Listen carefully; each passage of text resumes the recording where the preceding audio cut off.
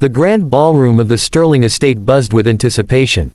Crystal chandeliers cast golden light over tables draped in silk, where the elite of the city, senators, tech moguls, and movie stars, mingled with flutes of champagne in hand. The scent of fresh orchids and expensive cologne filled the air. At the heart of it all stood Sophia Langley, the billionaire heiress to the Langley media empire, her ivory gown shimmering as she moved through the crowd.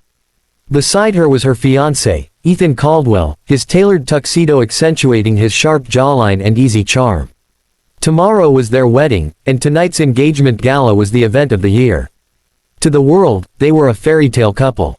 But fairy tales, Sophia would soon discover, could hide dark truths. Sophia needed a moment to breathe. The laughter, the clinking glasses, the endless congratulations, it was overwhelming. She slipped out of the ballroom, her heels sinking into the plush carpet of a quiet hallway. The noise faded, replaced by the soft hum of the estate's air conditioning. That's when she noticed him, a janitor, pushing a cleaning cart. He was older, maybe in his 60s, with deep lines etched into his face and silver hair peeking out from under a worn cap. His name tag read, Walter. His hands, calloused from years of work, gripped the cart tightly, but his eyes were piercing, like he could see straight through the polished veneer of the evening. "Miss Langley," Walter said, his voice gravelly but steady. "Don't trust that man." Sophia stopped cold, her breath catching. "Excuse me." Walter glanced down the hallway, as if checking for eavesdroppers. "Your fiancé, Ethan. He's not who he seems. Be careful." Her instinct was to brush it off. Who was this man, a janitor she'd never met, to say something so outrageous about Ethan? Ethan, who'd swept her off her feet 3 years ago at a charity gala, who'd donated millions to orphanages, who'd written her love letters that made her heart race.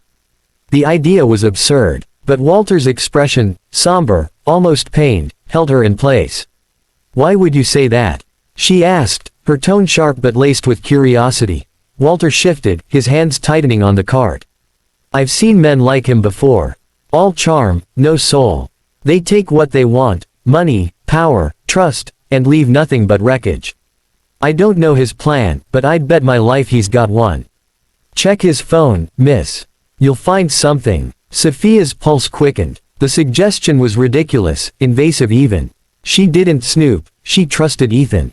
But Walter's words clung to her like damp air, impossible to shake. "You don't know what you're talking about," she said, but her voice lacked conviction. She turned and hurried back to the gala, her mind spinning. Ethan was still the star of the evening, regaling a group of investors with a story that had them roaring with laughter. He caught her eye across the room and flashed that disarming smile, the one that always made her feel like the only person in the world. For a moment, she felt foolish for even entertaining Walter's warning. Ethan was perfect, too perfect, a small voice whispered. Why had he been so vague about his recent business trips to Dubai? Why did he dodge questions about his childhood, claiming it was boring and not worth talking about? As the night wound down, the guests trickled out, leaving behind half-empty glasses and scattered rose petals. Sophia and Ethan retreated to their private suite in the estate. While Ethan showered, humming softly, Sophia sat on the edge of the bed, staring at his phone on the nightstand. Her hands trembled as she picked it up.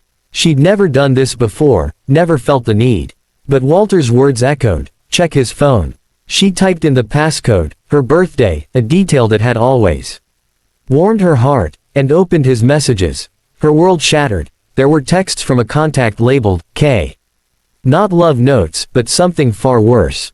"Is everything set for tomorrow?" One read, Ethan's reply, "She's clueless.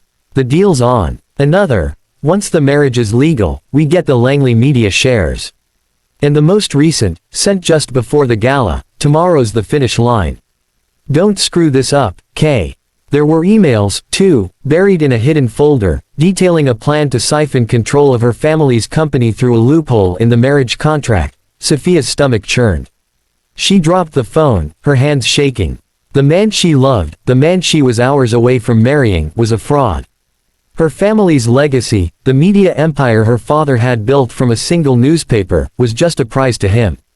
Every kiss, every promise, every late-night conversation about their future, it was all a lie. She thought back to their relationship, searching for cracks she'd ignored. The way Ethan had charmed her parents, winning over her skeptical mother with flowers and flattery.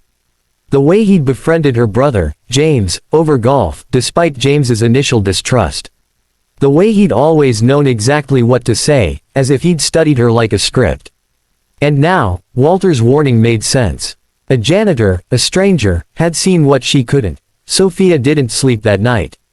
Instead, she called her family's lawyer, a gruff man named Harold who'd worked for the Langleys for decades. By dawn, Harold had assembled a team of private investigators and cybersecurity experts. They dug into Ethan's past, uncovering a trail of aliases and scams. His real name wasn't even Ethan Caldwell, it was Daniel Hayes, a con artist with a history of targeting wealthy women. Kay was his accomplice, a woman named Kara who posed as his sister in previous schemes. They'd planned to gain control of Langley Media, sell it off, and disappear with billions. The wedding venue was a masterpiece of elegance, with white lilies cascading from arches and soft music floating through the air. 500 guests filled the seats, whispering about the glamorous union about to take place. Ethan stood at the altar, his smile as confident as ever, oblivious to the storm coming. But Sophia never walked down the aisle. Instead, she was in her father's office, surrounded by Harold, her brother James, and a security team. She'd instructed them to cancel the wedding quietly, citing personal reasons. The guests were sent home with apologies and gift bags. The press fed a vague statement about unforeseen circumstances. Ethan was escorted out by security before he could slip away. The investigators had enough evidence to hand him over to the authorities, but Sophia didn't care about revenge. She just wanted him gone. The estate felt eerily quiet that evening, the remnants of the cancelled wedding haunting the halls. Sophia wandered to the ballroom, where workers were clearing away decorations. She spotted Walter, sweeping confetti from the floor. He didn't notice her at first, focused on his work, his movements slow but deliberate. "Why did you warn me?" she asked, her voice soft. Walter paused, leaning on his broom. He looked at her, his eyes heavy with a story he didn't want to tell. "My daughter, Emily, fell for a man like that 20 years ago. He took everything, her savings, her trust, her spirit. I couldn't stop it. When I saw your fiancé, the way he moved through the room, it was like seeing that man all over again. I had to say something." Sophia's throat tightened. "I'm sorry about your daughter." Walter nodded, his gaze distant. "She's okay now, but it took years. You'll be okay too, Miss Langley. You're stronger than you know." She managed a small smile, gratitude swelling in her chest. "Thank you, Walter." He shrugged, returning to his sweeping. "Just doing my job." Sophia never saw Walter again. She heard he retired a few months later, moving to a small town to be near his daughter. But his words stayed with her, a reminder that truth could come from the most unexpected places. She rebuilt her life, took the helm of Langley Media, and learned to trust again, not blindly, but wisely. And in the quiet moments, when she thought of that night, she was grateful for the janitor who'd saved her from a lie dressed as love.